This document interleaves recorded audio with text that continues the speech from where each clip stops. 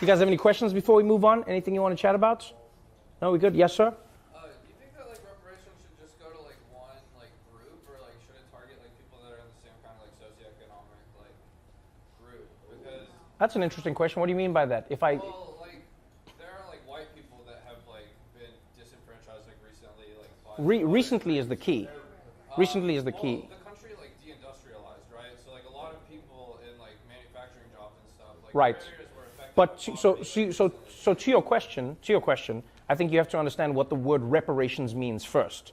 So reparations, you are repairing something that you have broken. You are paying for something that you were supposed to pay for. I'm not saying that there aren't people living in America today who are suffering and are going through pain and strife because of what's happening when it comes to the machines taking jobs, factories becoming industrialized, etc. But reparations is a specific conversation about a specific time in America, and that is black people were slaves. You know what I mean? I've even heard people say like, oh, but there were some of the Irish who were indentured. Like, yeah, slavery. Look at the numbers, look at the time, look at the level of work. You could not work toward your freedom. For most black people in America, this was a time when you lived and died as a slave. And so that's what reparations is about. And so I hear what you're saying, but I think that's a completely separate conversation that needs to be had about the now. Because if you are not careful, what you then do is you combine everybody's suffering into the same bowl, and you make it seem like all injustices have the same weighting, and they don't. It's just like crimes. You know, theft isn't the same as murder. We don't try them the same way. And as much as there is a white person who's suffering today, I feel for anybody who's suffering, because I know what it's like to be poor. I know what it's like to suffer. I didn't come from a wealthy family. We struggled when I was growing up.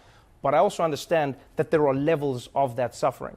You know, and so sometimes white people, it does block a white person, because you go white privilege, and a person goes, I'm poor and I'm white. Where's the privilege? You know, white people are like, I wish I could activate my white privilege. I wish I could do it right now. White privilege, give me something. I get that. I get that. Trust me, I get it.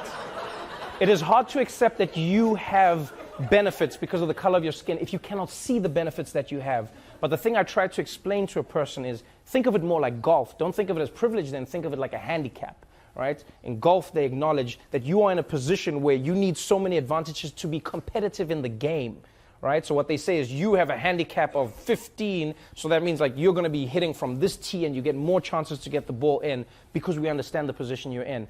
And if you're a black person in America, from slavery, from day one, the number of injustices that have held black people back in America amount to an insurmountable, like you look at black people's freedom, you look at black people's land, just land alone.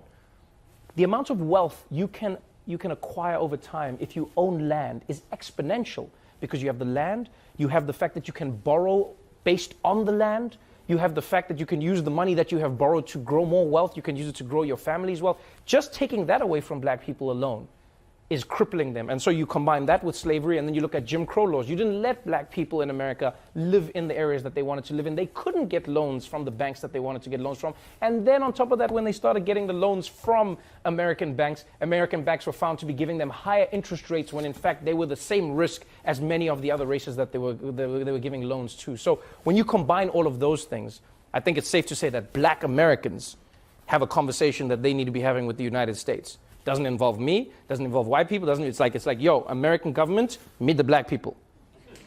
That's it. Have that conversation.